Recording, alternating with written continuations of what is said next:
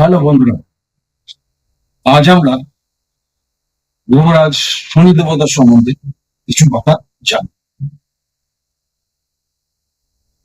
গ্রহচক্রের সপ্তম গ্রহ হচ্ছে শনি দেবতা।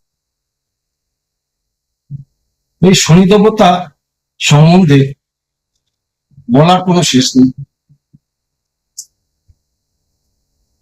শনি দেবতা আমরা সবাই জানি যে শনি গ্রহরাজ একটি নেগেটিভ প্ল্যানেট বা অশুভ গ্রহ। এনার দৃষ্টিভঙ্গি সবসময় বিরূপ থাকে, অশুভ থাকে।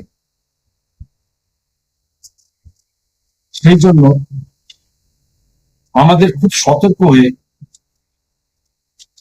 শনি মহাদশা যখন চলে বহু সতর্ক হয়ে থাকতে হবে। শুধু আমাদের জীবনে নয়, দেবলোকেও এরকম কথিত আছে। একবার দেবী পার্বতী শনি গ্রহরাজকে তার প্রিয় পুত্র গণেশকে আশীর্বাদ করার জন্য আমন্ত্রণ জানান। সেই মতো শনি গ্রহরাজ গণেশকে আশীর্বাদের উদ্দেশ্যে গণেশকে যখন দেখেন, গণেশের ওপর যখন দৃষ্টি নিক্ষেপ করে, তৎক্ষণাৎ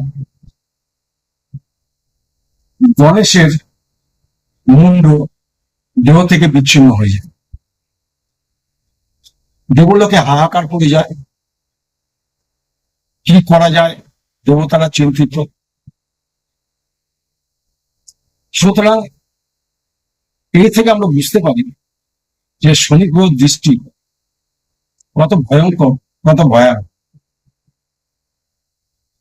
এরূপ সে অনুযায়ী মানুষের জীবনে শনি গ্রহরাজের যখন মহাদশা পড়ে, অন্তর্দশা পড়ে, প্রত্যন্ত দশা পড়ে, শনি গ্রহরাজের দৃষ্টি যখন মানব জীবনের উপর বিরূপ প্রভাব সৃষ্টি করে, তখন মানুষ দিশেহারা হয়ে যায়। মানুষ ভেবে পায় না কি করে এই সমস্যার সমাধান করবে। নানান পদ্ধতি অবলম্বন করে এই সমস্যার সমাধান করা যায়। শনির মহাদশায় নানান বিরূপ প্রভাব, অশুভ প্রভাব মানুষের জীবন পড়ে। যেরকম কাজকর্ম চলে যায়, রোজগার পাতি বন্ধ হয়ে যায়, সংসার চালানো মুশকিল হয়ে যায়, আত্মীয় স্বজন বন্ধু বান্ধবের সাথে সম্পর্ক বিচ্ছেদ হতে শুরু করে। সেরকম আরো অনেক অশুভ প্রভাব বা নেগেটিভ এফেক্ট মানুষের জীবনে। তখন মানুষ ভেবে পায় না কি করা যায়, সমস্যার সমাধান কি করা যায়। শাস্ত্রে যেটা বলা আছে, যখনই শনির এরকম অশুভ প্রভাব মানুষের জীবনে পড়বে, মানুষকে তখন সাত্বিক ভাবে, শুদ্ধভাবে জীবনযাপন করতে হবে।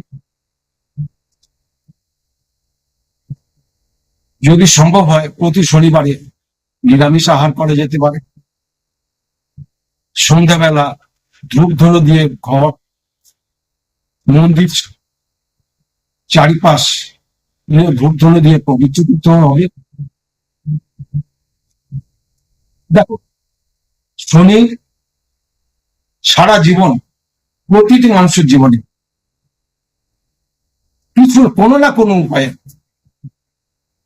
আসবে। যেরকম মহাদশাতে আসবে, অন্তর্দশাতে আসবে, প্রত্যন্ত দশাতে আসবে, এবং যখনই আসবে একটা অশুভ প্রভাব মানুষের জীবনে পড়বে। এর জন্য ঘাবড়াবার কিছু নেই। শনি একদিকে যেমন অশুভ প্রভাব বিস্তার করে, আবার শুভ যোগ আসলে পরে তখন আবার শুভ। এমন নয় যে শনি সবসময় খারাপ দান। শনি যখন শনি যখন বৃহস্পতির নক্ষত্রে পুনর্বসু,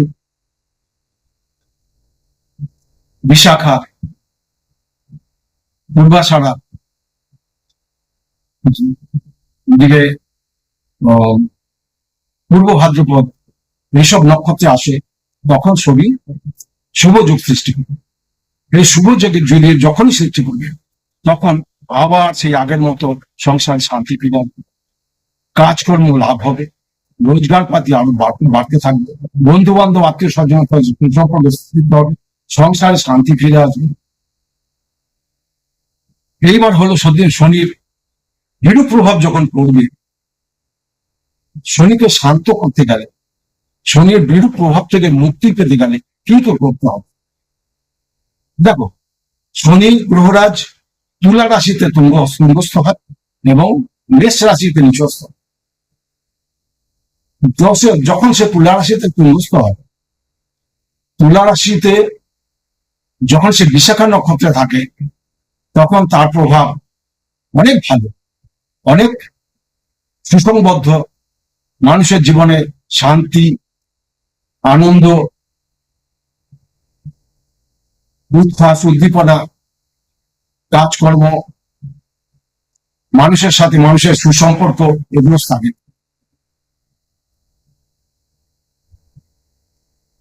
শনির প্রতিকার হিসেবে যেটা বলতে পারি, শাস্ত্রে যেটা বলা আছে যে শনি গ্রহরাজ বিরূপ হলে ইন্দ্রনীলা ধারণ করা যেতে পারে, অন্যথায় শ্বেত বেলা মূল দুটো কালো সুতো গড়ে কোমরে ধারণ করা যেতে পারে, সীসার আংটি ডান হাতের মধ্যমাতে পড়া যেতে পারে। তাতে শনির প্রভাব, বিরূপ প্রভাব অনেক কমে যাবে, আবার আগের মতো মুখে হাসি ফিরে আসবে, সুসংবদ্ধ জীবনযাপন হবে, ঘরে শান্তি ফিরে আসবে। তো এইরকম ভাবে শনি মানুষকে ভালো খারাপ ফল যেমন দান করে, ভালো ফলও দান। শনি নানাভাবে মানুষের জীবনে শুধু ফিরে আসে না, তার নানা রকম প্রক্রিয়ার মাধ্যমে, যেরকম শুভযোগ যেমন অশুভযোগ সে যেমন সৃষ্টি করে, শুভযোগ সৃষ্টি করে। আবার শনির 7.5, সে আরো ভয়ানক। এবার 7.5 ব্যাপারটা হচ্ছে, শনি 7.5 মানে 7.5 বছর ব্যক্তি বিশেষের উপরে, যে ব্যক্তির উপর শনি 7.5 যুক্ত হয়, বা যে ব্যক্তির উপর শনি 7.5 শুরু হতে থাকে, তার জীবন অস্তব্যস্ত হয়ে যায়, ওলট পালট হয়ে যায়। সে তখন ভাবে যে কি করি, কাজকর্ম চলে গেছে, রোজগার পাতি চলে গেছে, হবে অশান্তি শুরু হয়ে গেছে। সুতরাং শনি 7.5 সম্বন্ধে আপনারা একটু সতর্ক হয়ে থাকবেন। পরবর্তীকালে 7.5 সম্বন্ধে আরো বিস্তার ভাবে আলোচনা করা যেতে পারে। তা আমি সে সম্বন্ধে একটা বড় ভিডিও তৈরি করার ইচ্ছে আছে। সুতরাং শনির এই মুহূর্তে শনির প্রতিকার আরো বেশি করে দরকার। শনির গুরু হচ্ছে দক্ষিণাকালী। এই দক্ষিণাকালীর কাছে, দক্ষিণেশ্বরে দক্ষিণাকালী আছে, কালীঘাটেও দক্ষিণাকালী আছে, বিভিন্ন জায়গায় দক্ষিণাকালীর মন্দির আছে। সেখানে গিয়ে প্রতি শনিবার সন্ধ্যাবেলা শুদ্ধভাবে তার আরাধনা করা যেতে পারে। তার আরাধনা করলে মনে শান্তিভাবে, শুদ্ধভাবে তার কাছে সুকর্ম লাভ, সংসারে শান্তি প্রতিষ্ঠা, কাজকর্ম, এগুলো মনে মনে প্রার্থনা করবেন। তাতে শনি গ্রহের বিরূপ প্রভাব অনেকাংশে কম হবে এবং সংসারে শান্তি ফিরে আসবে। নমস্কার।